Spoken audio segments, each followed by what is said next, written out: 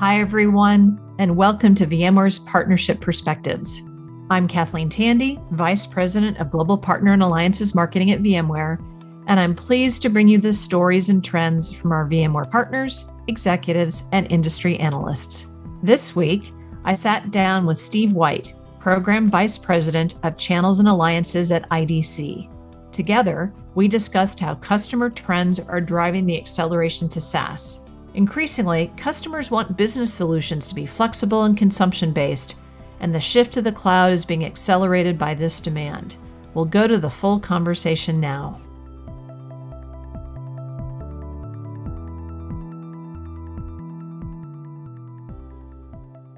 Well, Steve, welcome to Partner Perspectives. It's great to have you with us today and great to get to catch up with you. It's been about 3 or 4 months since you and I had a chance to get together at Empower, VMware Empower, and talk about trends in the channel and what's going on with partners and trends in the business. And if there's anything that has happened since we last talked is the market hasn't slowed down. The pace of change hasn't slowed down. If anything, I think change has accelerated.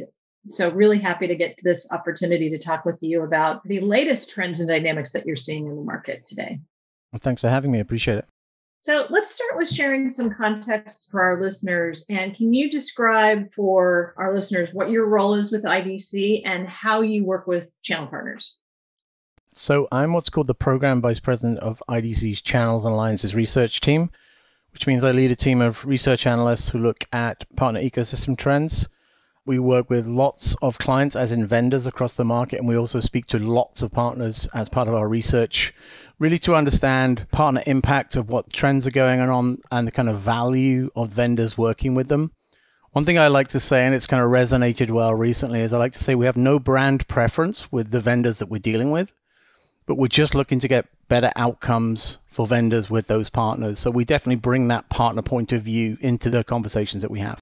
We're out talking to partners all the time. Of course, we bring our particular lens to it. So I think there's real value in the role that you deliver and sharing that neutral voice. It's interesting because partners are kind of safer to tell us some things that they may not want to tell the vendor directly, and then we can aggregate that finding. So we often, in a kind of a cute way, say it's a bit like them talking to Dr. Phil. They can kind of let loose a little bit, and there's no kind of downside to it. We're just looking to actually look for better outcomes again, which I think resonates with the partners as well.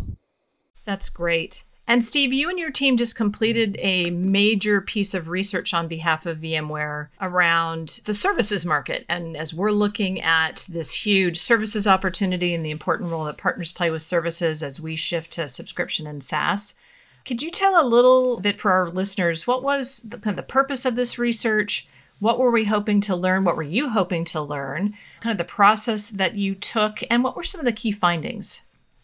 Yeah, so I think VMware went into this working with us with a couple of theses they're looking to validate around what we would call the services multiplier. So for any given vendor, for every dollar of that vendor's technology, there should be a multiplier of services or IP-related opportunity for those partners. That was kind of one of the theses that we were looking to kind of validate. The other one was this theory that there was more of a catalyst effect for partners who engage more deeply with customers.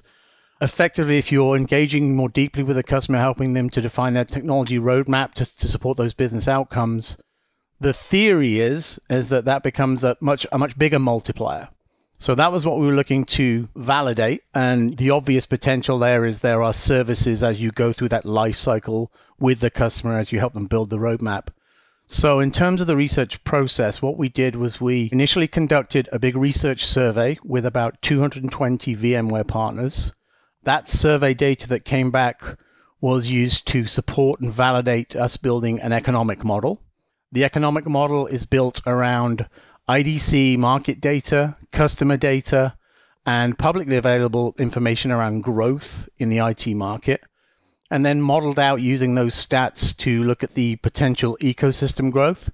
And then lastly, I think we ended up doing 11 or 12 in-depth interviews with some of the leading VMware partners from around the world who are engaging with VMware in different ways. And really that's to add color. It's to hear their experiences and get real kind of examples of where they're seeing, feeling, and experiencing the opportunity. And in terms of outcomes, we kind of looked at it as kind of headlines. So the big headlines were, even for the VMware core business, right now there's a $6.4 to 1 multiplier opportunity for all partners out there of VMware. So for every dollar of VMware technology, we're seeing a $6.4 to 1 multiplier. We think that particular ratio grows to $7.7 to 1 by 2025. And if you looked at the cloud version of that, or the cloud flavor of that, that multiplier is actually $8.5 to 1. So you can see there's increasing opportunity there.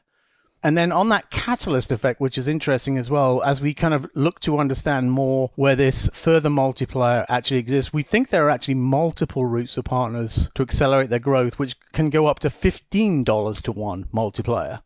And those are in kind of different flavors. I mean, there could be a path which is around lifecycle services, potentially starting with implementation, day 1, day 2 services, right through to managed services over a period of time.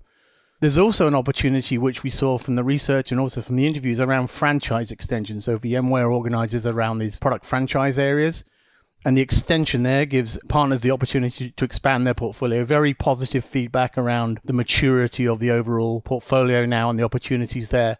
And then lastly, there's what I call, rather than life cycle, lifetime services. And I think that's that ability to be working with a customer over a number of years, where you're really a strategic partner with them, a trusted advisor with them, you're helping them with a roadmap, and there's ongoing opportunities there. So definitely those extra paths. I think the thing that we took from it was, we look at partners, every partner's kind of unique. And what it means is that every partner being unique, they need to have a different path to opportunity. And I think there are some great mixed paths there. Interesting. So as I'm listening to the multi-dimensions of this research, it's clear that this is not just a one-to-one resell a software license, here is the one-to-one connect services. There are multiple different layers. And I know that this ratio is becoming even more important for all vendors to talk about with partners as a representation of the value they deliver. So understanding the different layers and the opportunity is critical. I think in future, you're going to see different vendors touting to partners, our catalyst multiplier is X, and that's how we differentiate ourselves. But how much of this is, Steve, are you seeing be driven by the accelerating shift to subscription, to SaaS, to those different consumption models that we're seeing customers shift to in the marketplace? It sounds like that's a key driver. Yeah, there's been a lot of shifts that have been going on prior to the pandemic, and I think all of them genuinely have been magnified by the pandemic. If you look at the shift to cloud, that's been magnified. A lot of industries, in terms of their kind of digital transformation thinking, were maybe sitting on their hands for a while, but when the pandemic came along, they suddenly had no choice. They're just compelled to change. And so things like SaaS, the move to cloud, enable customers to be more agile, feel like they have more control over the way they're actually consuming things and paying from them. So yeah, SaaS for sure is absolutely part of that. When we look at our overall cloud growth within IDC, SaaS the biggest growing area and has been for a number of years prior to the pandemic and has continued. So yeah, it's absolutely a fundamental part of that for sure. An interesting piece of research independently that VMware has done is looking at, as customers are migrating, there's migrating to cloud, and then there's migrating to multi-clouds, right? And we're seeing an increased trend to companies having numerous different clouds for different types of workloads, for different type of business needs. And of course, with every cloud you add, and apparently 3 tends to be an important tipping point, it creates much, much greater complexity. Did that trend come out in your research at all in terms of multiple clouds driving? You mentioned the cloud. As clouds come into the mix, the number went up to 8.5 to 1. I was curious whether there was a multi-cloud dimension to that. Yeah, not necessarily in this research because we were very focused around the VMware partner relationship, but in our other research, yeah, for sure. The one that makes me smile is that I think every vendor talks hybrid cloud now. And then we're now adding the multi-hybrid cloud or hybrid multi-cloud into that statement. I think the reality for all customers is, yeah, absolutely. We're at that stage now where customers know more. We're also at the stage, very candidly, a lot of our research from our infrastructure side says that customers are now looking to repurpose workloads as well. So in and out of cloud locations from public to private. Candidly, I think it's getting more and more complex. I don't think it gets easier. There's definitely some research we saw recently where we're saying from customers generally, we're looking to work with fewer clouds. Because, if you kind of multiply the effect, and we've heard of large customers in Europe, North America, They say they have 650 different applications. Now, if all of those are from different vendors, managing that becomes a job in itself. So I think that complexity becomes a little bit out of control. So we're going to go through these stages, I think, where it kind of flexes and then people want it back under control. And I think we did hear a lot of that from the partners that we spoke to around the research, is that in terms of the VMware story, that's a very strong story in terms of bringing that hybrid cloud infrastructure together. The 600 plus application numbers sounded high. I can tell you, based on VMware, that is probably, for the size of company that we are another, yep, that's about typical. And we're in the process of trying to reconcile our technology state and simplify that as well. But we talk about this period of expanding complexity as there's hybrid cloud, there are multiple clouds. Security then becomes even more of a problem as your attack surface expands. Then there's the whole aspect of how we're seeing expanding remote work and hybrid work, which creates greater tax on that. All of those things I'm thinking, Steve, that's complexity. All of that means greater opportunity for partners and services. Is that what you're seeing? Yeah, 100%. I think all of the opportunities reflected in the changes in customer demand that were not only prevalent before COVID, but they've also been magnified now. So before COVID, we were seeing lots of trends around customers looking for complete solutions. So all of those areas you mentioned, remote work has obviously changed dramatically in the last 18 months. Cloud has been magnified. Security is everywhere. Security is probably the most disaggregated market we look at. The sheer number of suppliers. We actually talked about security at one of our recent alliances councils, and we had a great supplier who put up probably the scariest chart I've ever seen, which is all the security touch points that they deal with. And the touch points were unbelievable. And then he said, and that's just the ones that we're managing, and we don't even get into partnerships yet working with others. So security is a very challenging area, I think. I think it's a massive opportunity to help customers take control. But it's probably the benchmark of the area where great partnerships can really, really come into play. I think if you think about all of these trends that are being driven, I mean, most of it's driven by these customer needs. COVID compelled customers to change, compelled many industries to suddenly digitally transform if they had been sitting in their hands. And there's loads of examples, like education had no choice, healthcare had no choice, and the list goes on. But I think that drive towards customers wanting outcomes, which means solutions, total solutions, means that the services are a fundamental part. A lot of the partners we spoke to really kind of have this services continuum, if you like. And so utopia for a partner, and in many cases for a customer, is managed services. Where we're seeing a lot of customers now, a bit like the outsourcing trends kind of 15, 20 years ago, where customers are saying, some of these things are not my core business.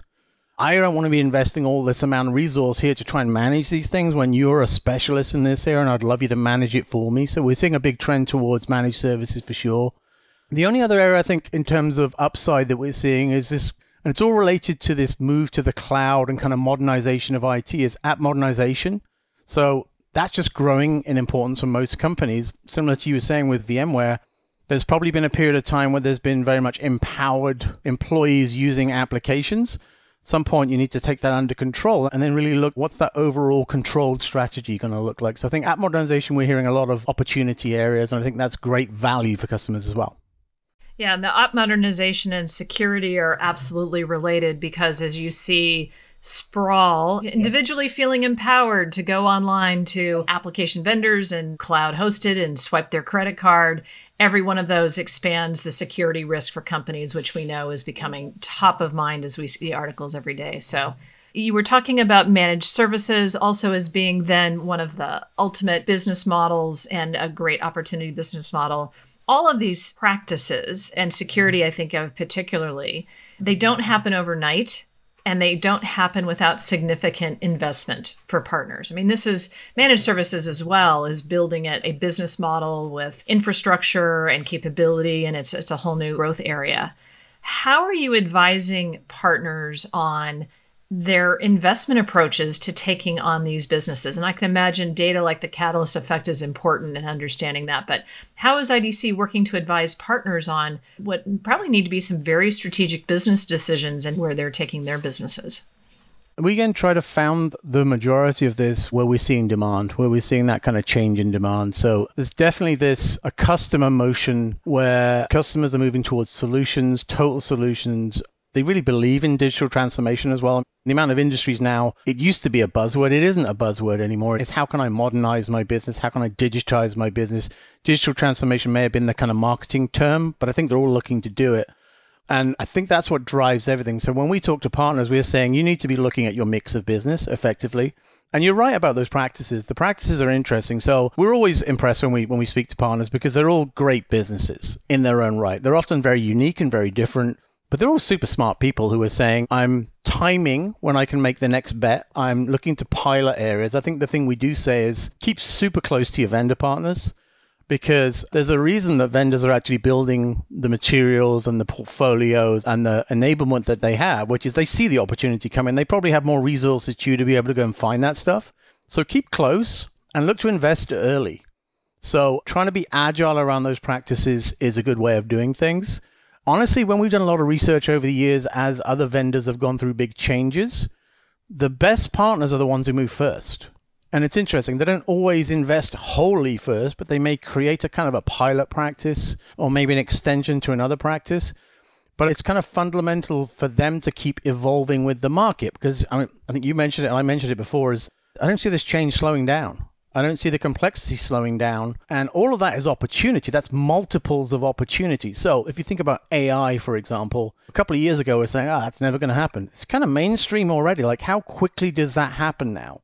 And I think that's very interesting, partners, to say, you've got to be thinking, how do I keep refreshing, adding the right specialization areas, differentiate myself, or find other partners to work with who can fill that gap for you to do those complete solutions.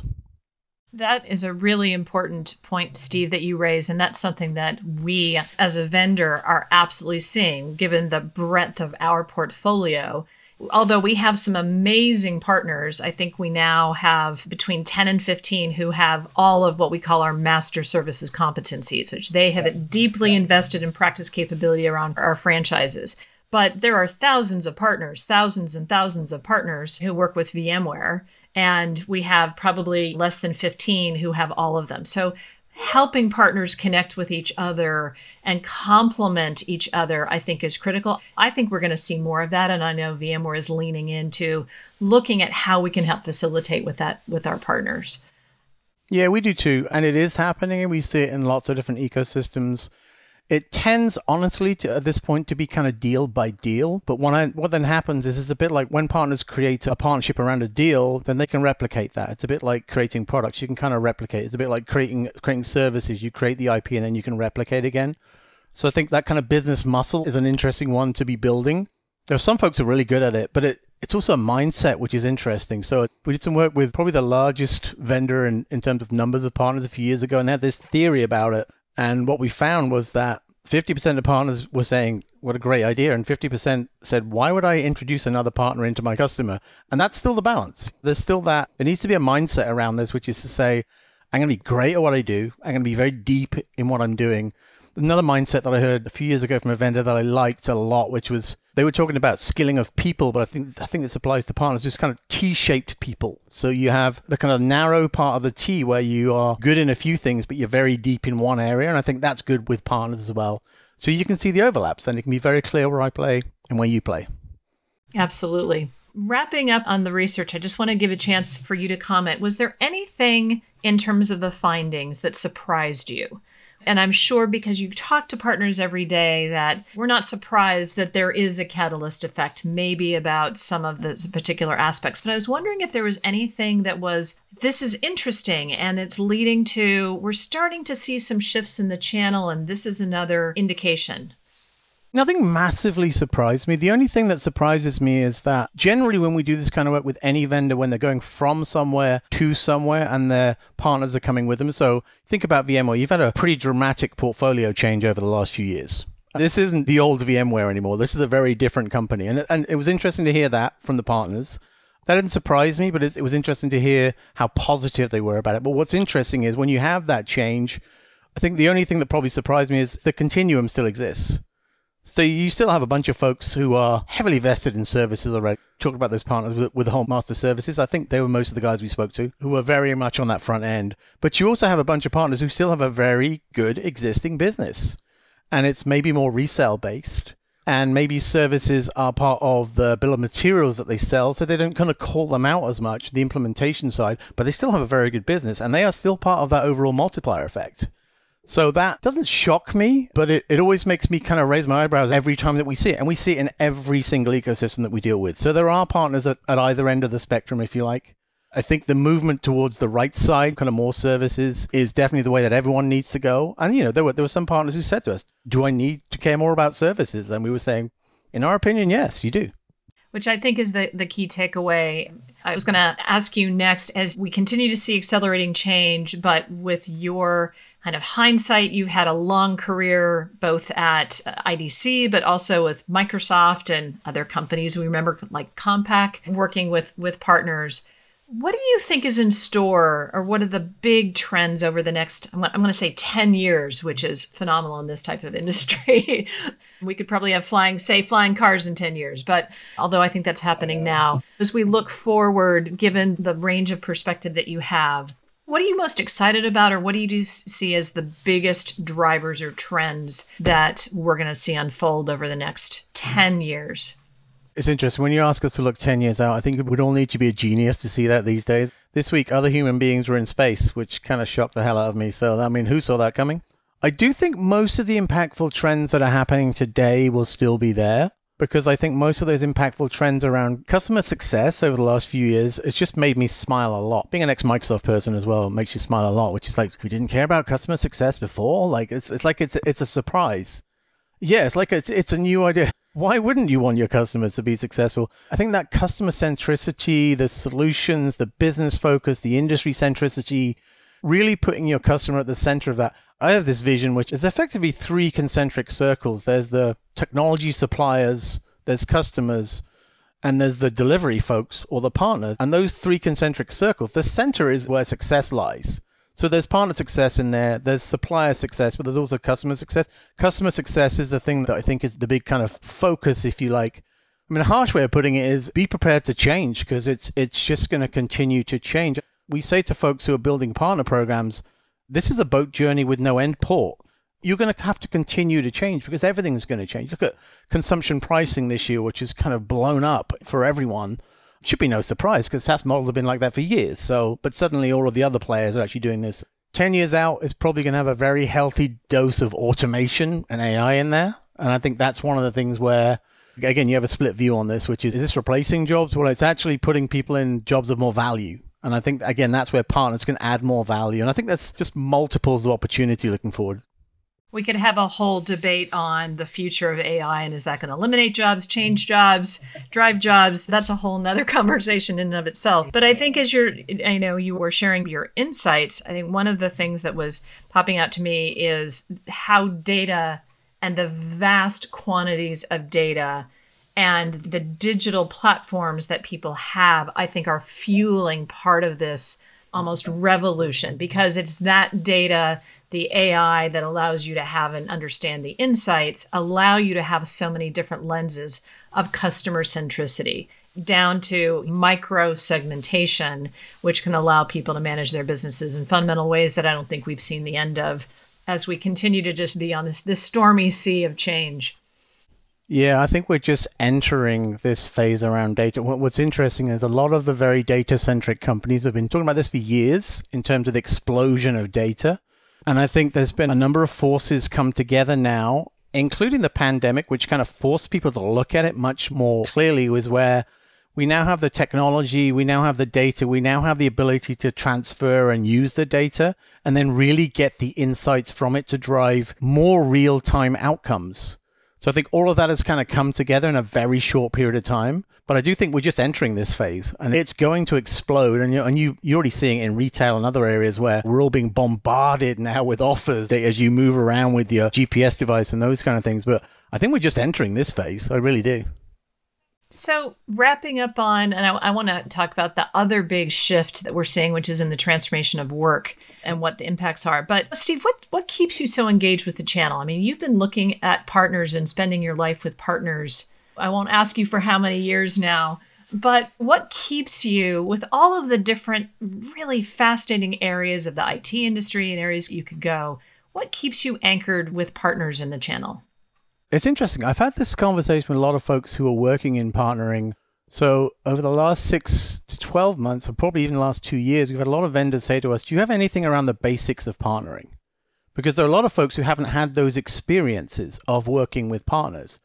And I think when you do, and so for me, I'm always super impressed. I mean, we are super lucky within IDC. My team, we're in a channels and alliances group. So we work with people who work in partnering, who are generally people who work well with others. So we're very fortunate. I feel very fortunate that most of our clients, I love dealing with our clients because they're so open-minded, because the trends are the trends, but they're about best outcomes with a mix of vendor, partner, and customer. And I think that's where you get great outcomes, is where you get those different views. I started at IDC 2008, and I was working in strategic alliances. I'd have to say, as I got into alliances, I learned so much from our clients around alliances. And I'd been working in it a little bit before at Microsoft. But what I learned around alliances is they're potentially the biggest force multiplier for any technology vendor. However, they're the most undervalued areas, one of the most undervalued areas in the business, because of the complexity and potentially the resource and aligning two big companies, those kind of things. But that I found fascinating. But again, when you get that working well, it's dynamite. It's absolute dynamite. And again, from my point of view, and I love working in partnering because everything's always evolving.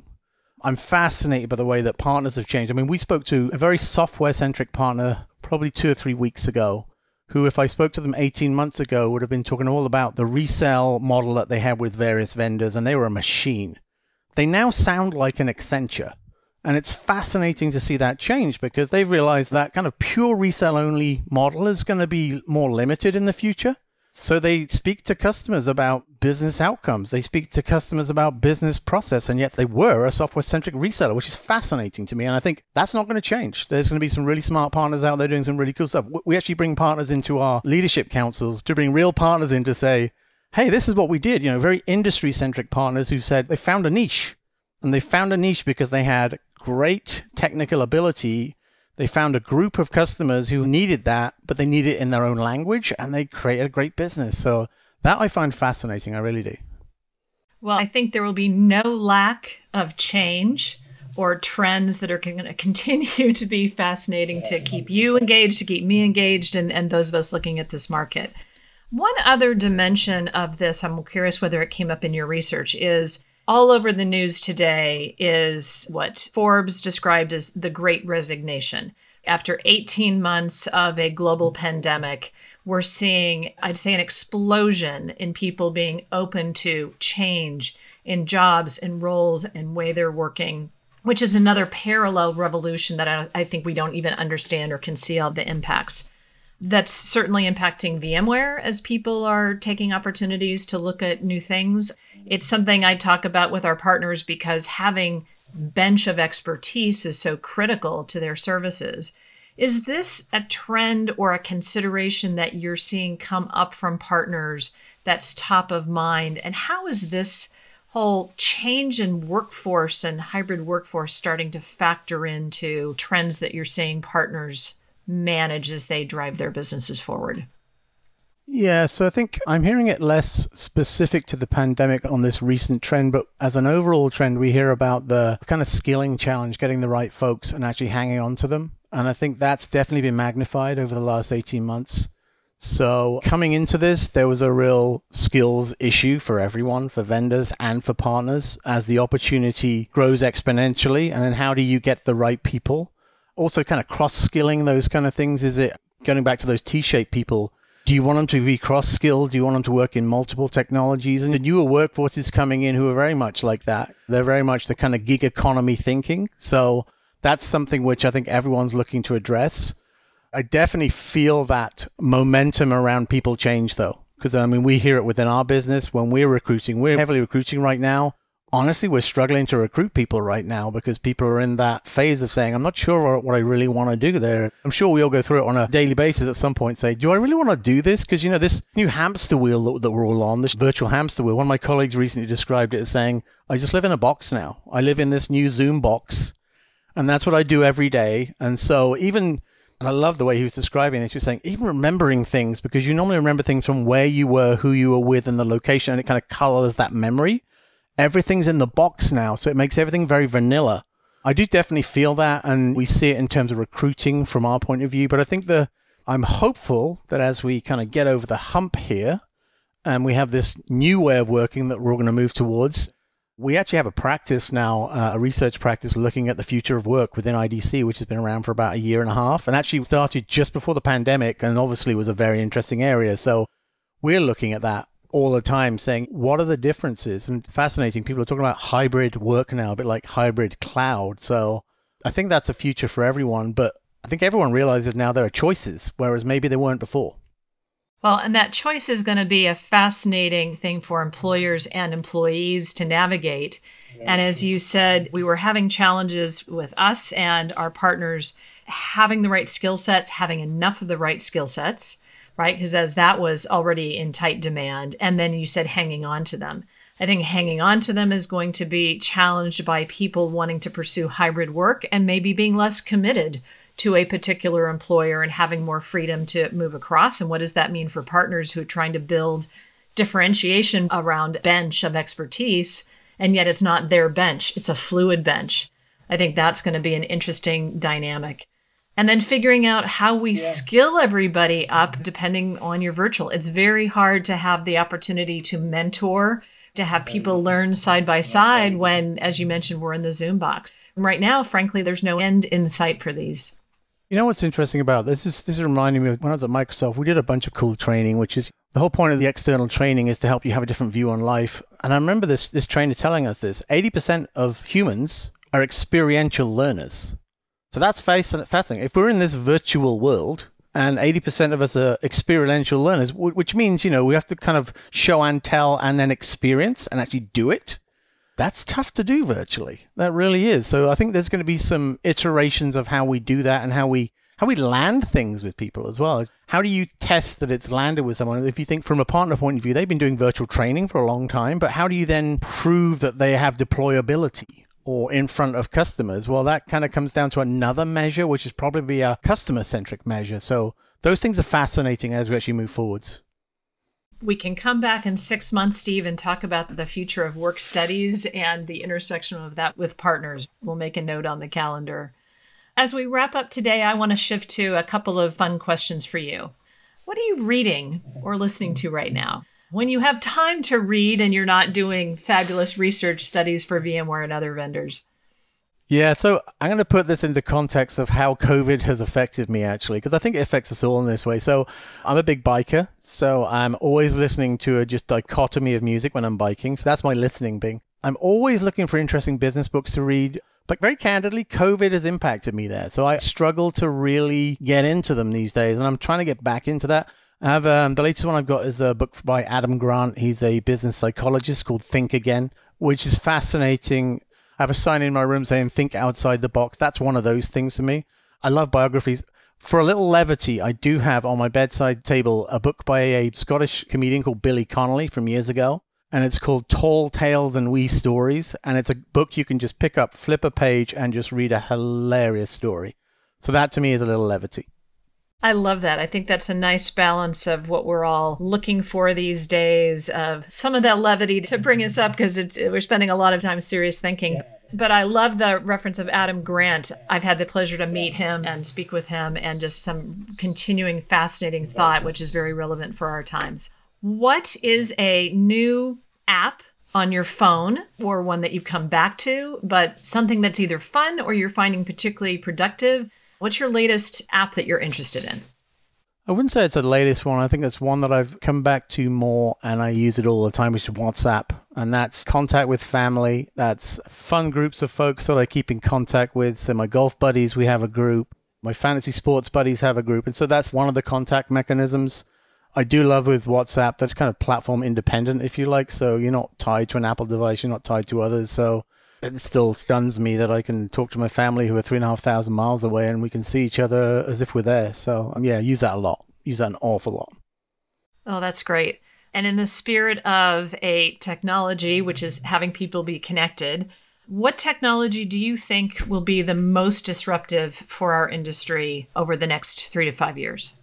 I think it's AI automation. And I think it's for that discussion that we had earlier on that is going to change lives for good or bad. And I think there's so much to it. And there's also so much information we have now around these social platforms where they've been using algorithms, automation, and AI to make us do things that we don't want to do. So that's some of the bad side that we're seeing. And I think as that surfaces, I think that's going to be fascinating. But I do think it's a massive boon for everyone. I mean, automate all of those things that you shouldn't be spending volumes of time on. Well, between AI and automation and the future of work, Steve, I look forward to inviting you back for some other fabulous conversations because we have lots to keep talking about.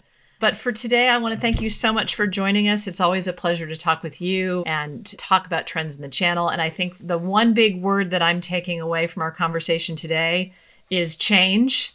It's not slowing down. It's accelerating, if anything. But in that change is opportunity for everyone who wants to be on the leading edge and be bold and lean in. Changes, I mean, get used to it. It's going to change nonstop. And I think we have to get more of a comfort level with it. And you have to get through that change curve quicker. All right. Well, with that, changing quicker, we're going to wrap up today, Steve. And thanks so much. No problem. Thank you for having me.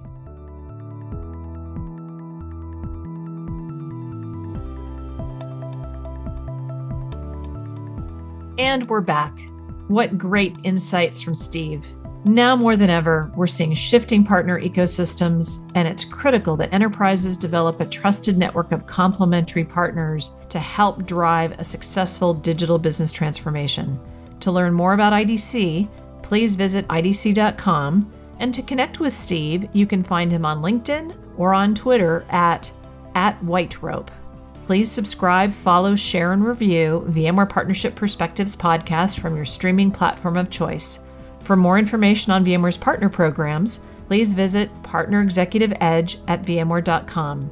I'm Kathleen Tandy. Thanks for joining me today, and I'll see you next time.